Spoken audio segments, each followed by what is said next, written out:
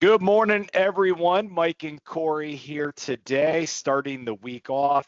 Unfortunately, the market's in the red, which we're certainly going to cover. Other topics we'll talk about today, tariffs, at least a glance at what the market has done so far this year. And then Corey's going to talk about returns by holding period. So if you're holding stocks for less than a year, 6 months, things are very, up and down. It almost feels like a coin flip. But when you start looking at a much longer period, you'll understand why you want to invest. So let me get started. This is a financial education presentation. You must do your own due diligence on anything that you hear in this presentation. More disclaimer information can be found on ankerstarwealth.com, and the opinions expressed are mine and Corey's alone. So let's not beat around the bush that if you're watching this, you might be watching this today going, wow, the markets are really in the red. They've been in the red for 2 weeks now. What's going on? Is the stock market world coming to an end? There may be concerns. You might be watching today and you haven't watched in a while. And you're like, I want to hear what these guys have to say, because usually Mike likes to report good news. There's not good news to report today, unfortunately. So let me share my screen and I'll show you the ugly red. So, as far as, I don't really worry about the Dow, although today I'd like to be the Dow because it's only down less than 1%. I really look at the S&P and the NASDAQ as well as the Russell. But S&P down about 2%, NASDAQ down a little bit over 3%. That's ugly. That green thing that you see on the end, you're like, well, hey, something's up. That's volatility index. Yes, volatility, crazy trading, that is definitely up. We don't really like to see that one up, but at least show something green on the screen. But I thought I'd take a quick look at S&P 500. So this is a year-to-date chart that I'm showing here, and what you see is the S&P 500 initially went up and it peaked at the all-time high February 19th. Wow, February 19th. Where did the time go? If you remember Valentine's Day, you had a great Valentine dinner. A couple days later, the market hit all-time high, and since then, it has been ugly, ugly, ugly. So with the market hitting 6,100 or so, you take 10% of that, which would be 610, subtract that off, and you can see that the S&P 500 is down right now almost right around 10%. And that's painful. What is causing that? That would be the next question people would answer. Obviously, there is massive concerns on tariffs, and whether tariffs get put into place and they stay in place, the threats of tariffs, the threats of a global kind of trade war is causing the market to sell off. That's a big part of it. Now, it's not a direct cause. The tariffs are, there's worry that it'll cause inflation. There's worry that it'll cause a recession, and ultimately that inflation and recession is what causes the market to sell off. It's a negotiation. I've kind of said that from the beginning. What we're seeing on tariffs is they're threatened and then they're pushed back a month when things are given. And I'm going to show an article on tariffs in just a few minutes. I'm going to show the NASDAQ, which is the tech side, and it's even a little uglier. So once again, February 19th crosses 20,000. You're like, 20,000, I love it. 10% of 20,000 is 2,000. So if the market goes below 18,000 on the NASDAQ, you're past 10%, 17,600. Right now, we have crossed 10% today. So it is off more than 10%. And that's where, if you have an aggressive portfolio with stocks like NVIDIA and Apple and Amazon, Google, and our ego stocks, these are getting impacted a lot by this, and it's down even further than the S&P 500. So let's just call it what it is. That's ugly. We don't want to see that, but 10% can be seen as a buying opportunity for some investors. It just depends on your right risk level. Let me show you the latest update, or at least something that kind of helps you understand a 10% pullback. Now, the market itself is not down 10% year to date because it went up initially. but then it came down. So what you get is a pullback of 10%. So on this chart here, and this is one of my favorite charts, this one comes from JP Morgan, but I've seen other ones out there. But the gray bars show what the market ended in the year, what it was up in the S&P 500, and the red number shows the most it was down in the year. So what I want to do is look back to just last year. Overall, the market was up 23%. We all remember that. We love that. There was a point when the S&P 500 was down 8% from the high, and that was probably in the July to August timeframe. Previous year was up 24%, but there was a time it was down 10. Well, right now, if we updated this bar to say year to date, you would say the market is down, I'm just going to say 6%, and the furthest it's been down on the year is 10%. So right now that would show below. What do we expect the rest of the year? We expect that to go up. We think the market will increase. It will go up. But right now there is basically approximately a 10% pullback. So the red number will not change. It's down at least 10%. So I look at this kind of chart, and when I see it, I say, wow, if you look, most of the time, 2/3 of the time, it ends up positive on the year, and you can see, but there's always these red numbers. So you take a year like the COVID year, the market was down 34%, 1/3 gone from the high, and then by end of year, it was up 16%, and maybe that gives you a little bit of comfort that I hate, as much as these tariffs and this market sell-off in the last 2 weeks feels painful, it's not necessarily abnormal. Or you see 10 and 11 and 28% drops all through this for the last since 1980. So this is kind of the market. So with that being said, if you're at a point right now, there's kind of 3 ways you can look at this. Is a very aggressive investor that is 100% confident the market's going up may come in and say, hey, the market's off 10%. I had a little bit of extra cash. I want to put in the rest of my 2024 Roth IRA money, get it in the market now so I can buy things at 10% off. That is a very aggressive investor. Now is the time when you find out if you are that kind of an investor. And we do have some people that are like that. Another kind of investor would say more of a moderate, say, yeah, I don't like this. I can sleep at night. I'm okay. Let's just see how my portfolio model does. I trust you guys, make the adjustments. And by end of year, by whenever, the market will recover. It always has. And we'll see where that goes, and that's fine. But the one investor I really want to talk about is the one that if you're seeing this 10% drop and you're like, I can't sleep at night, this is causing me so much stress, I want you to reach out to one of us here, your advisor, and say, what can we do to help you with this as far as to sleep better? Maybe it's we de-risk some if we need to. And certainly I say that to all of our investors. So everybody feels like they're high risk until you get a 10% pullback or a 20% pullback. Not that I'm predicting that, but it's possible. Then we find out, really, are you truly high risk? Do you really want to ride the steepest roller coaster, or maybe do you want a little moderated one? So that is what we're here for. Corey, what do you think? You like to ride the roller coaster? Well, you also have to think about your personal situation. If Yep. you are a person who is 5 or more years away from retirement, you should welcome every buying opportunity that you can to the downside. After all, just here at Ankerstar Wealth, we had many clients benefit from large drawdowns in things like Palantir, Amazon, Netflix, Microsoft. I'm forgetting something in there, Google.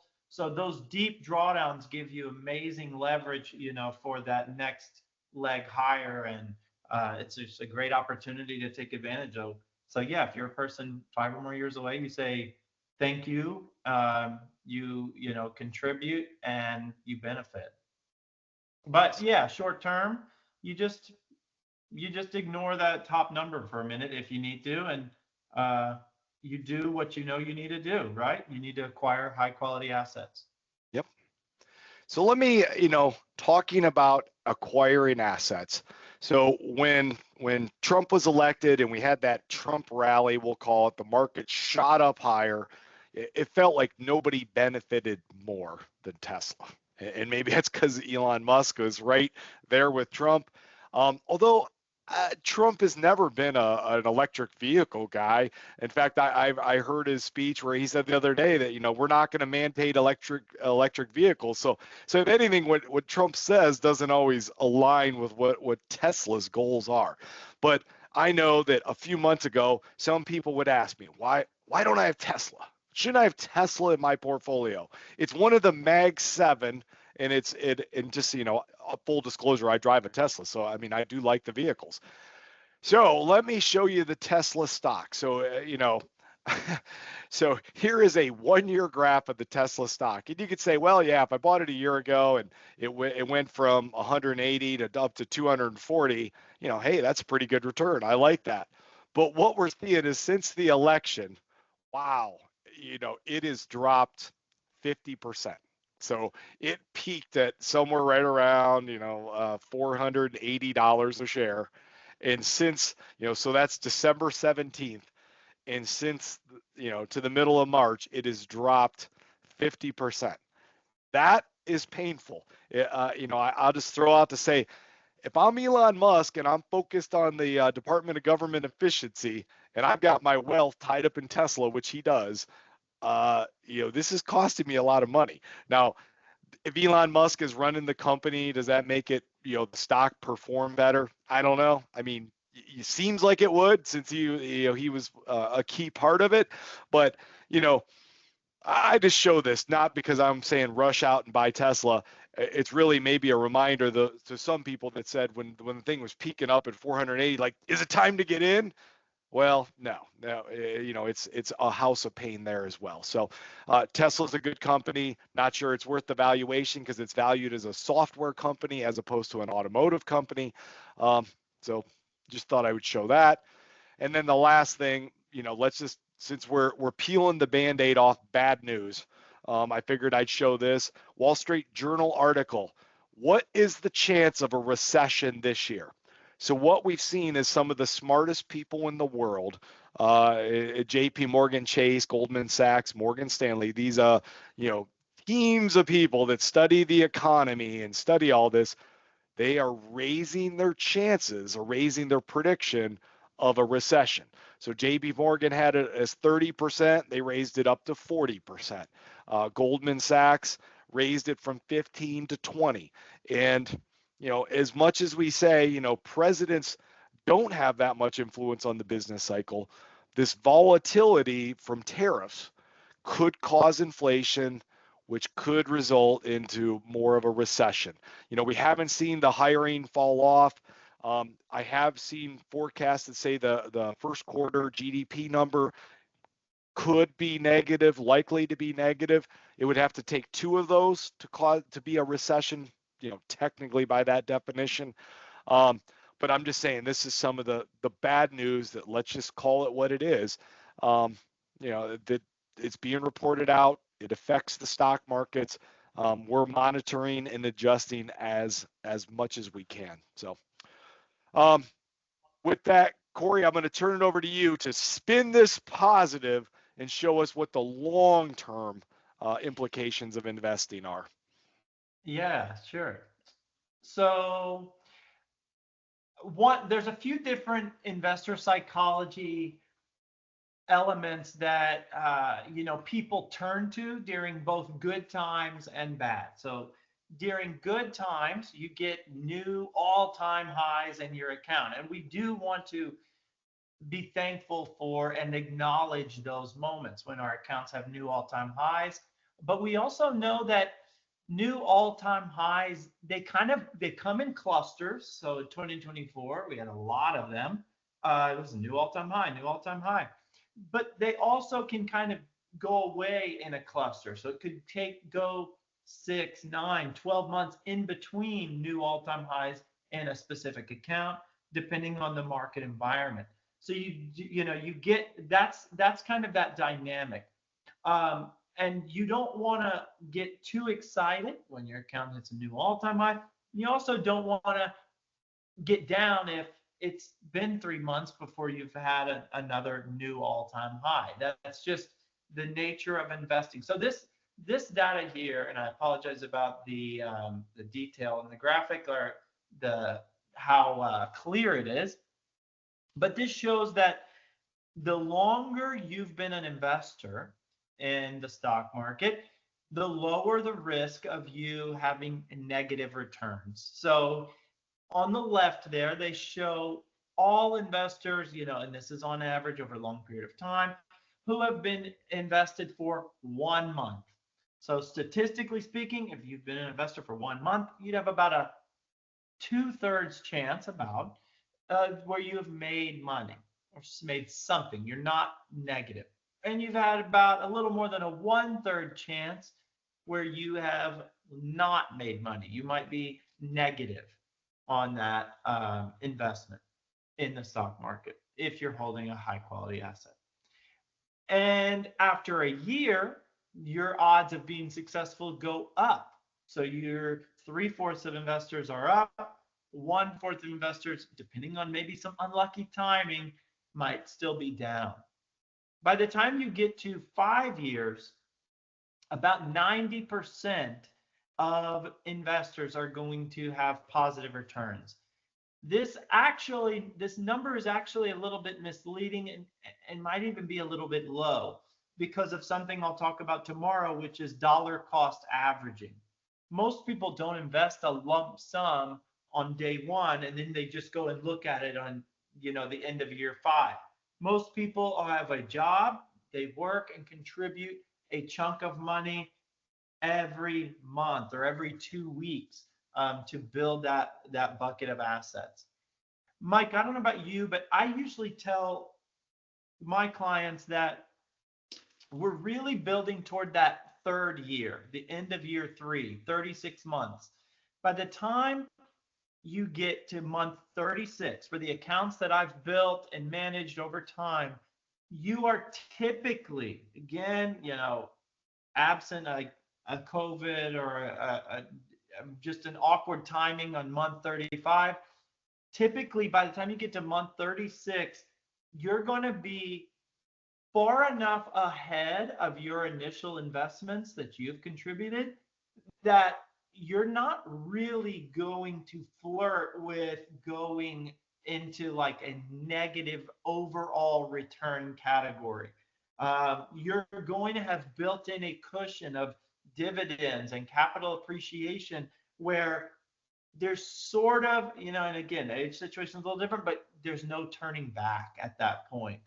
So really, if you can hold out to get to the end of year 3, then you are going to be feeling very confident, generally speaking. And then they look at, if you've been in 10 years, 95% chance of being good to go. And by the time you get to 15 years, the only people who wouldn't have made money historically are people who do not own high quality assets at that point. So yeah. Anyway, Mike, just a little food for thought. If you are new to the market, you got to get to month 36. That's what I tell people.